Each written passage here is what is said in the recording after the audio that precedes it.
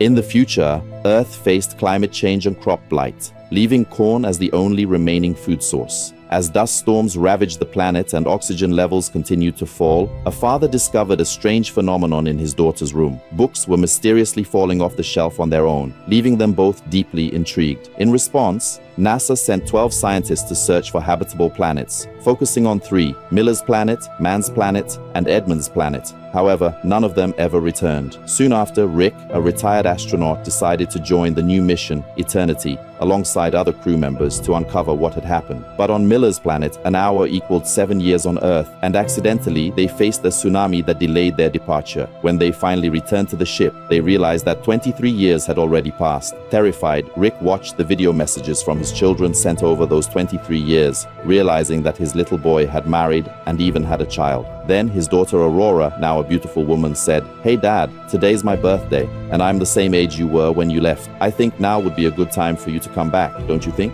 Of course, that broke the man's heart, seeing the sacrifice he made being reduced to a longing for his mere presence. Shortly after, they traveled to Mann's planet, where they were betrayed by a survivor who sabotaged the equipment and tried to escape, causing Romilly's death and his own during the failed docking that nearly destroyed the Eternity spacecraft. To save his companion, Rick threw himself into the event horizon, entering a 5-dimensional hypercube, where he realized that the ghost in Aurora's room had been himself all along, trying to warn them to stay on Earth. So, he transmitted the crucial data through Morse code, allowing his daughter to save humanity. Years later, when Rick finally arrived at the space colony, 89 years had already passed, but he was still young. He then reunited with his daughter, now an old woman, and so he dedicated his life to humanity, but at the cost of watching his beloved daughter grow up without him.